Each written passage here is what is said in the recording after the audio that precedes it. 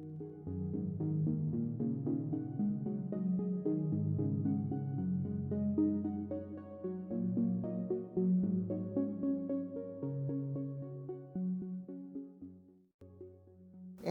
my parents were very, particularly my dad, were always very engaged in the community. And so by the time, in high school, I would be involved in clubs, but by college, I was involved in our student government, sorority, and actually one of the parties of which I got involved in my first political campaigns. I had actually two of them while I was in school. And the candidate was a young man who actually turned 21 on election day, of which I remember particularly because I was not 21. And so although I got to, go, yay, you won kind of thing, they all went off to the bars, of which I could not join them. And so, truthfully, it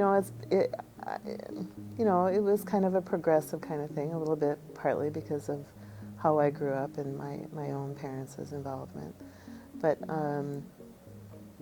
from jumping ahead to there, then you get into the careers, and I always felt that was maybe partly because how I was raised too, the same kind of thing, that I always wanted to be involved in something other than the accounting world. So I always was involved in some board, and as an accountant, attorneys are the same way. We get asked to be on boards all the time because it's handy to have an accountant on your board. It's handy to have an attorney on your board. And so I always had at least one, maybe two boards that I was involved in. And that allowed me to kind of see a real variety of life beyond people that make a lot of money that need tax planning, for instance.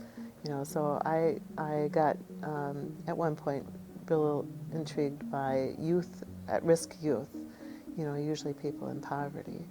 And so that also led into my being on a human rights commissioner for 6 years.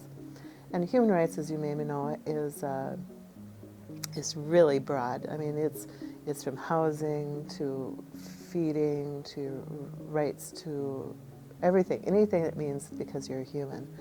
And so that brought into my life a whole gamut of different kinds of things outside of this typical public accounting life.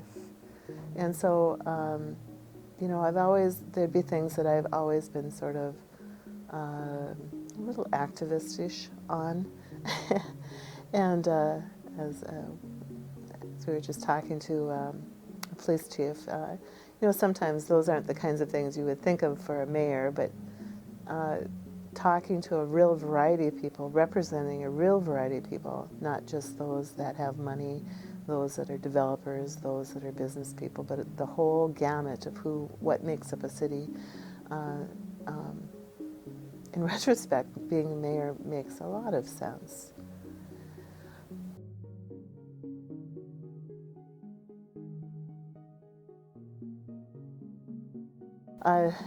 For me, actually deciding to run was sort of different. I've been involved in a lot of campaigns because it mattered to me what happened in my city. And usually that involved helping the people that shared my concerns being involved in city council or on school board or county commissioner.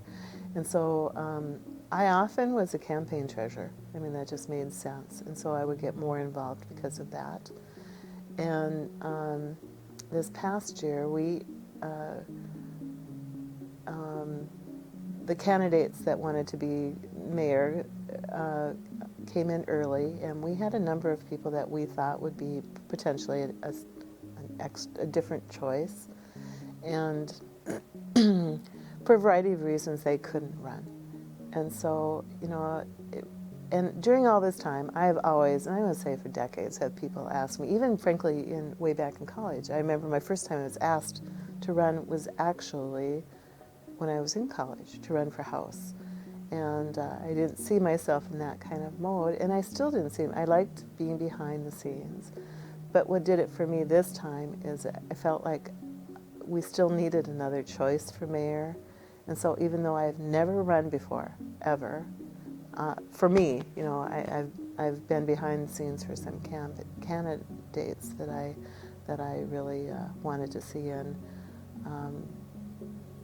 For me, it was just that if it's not me, who will it be? It won't be. And so really, it was really at the very, very last time. I had a friend who very much made me promise I would take a serious thing, and I take my promises pretty seriously. And so I was laying in bed thinking, gosh, nobody's running. And so the day before the last day that you can actually file, I just said to my spouse, I said, I think I'm going to run. And he just said, cool.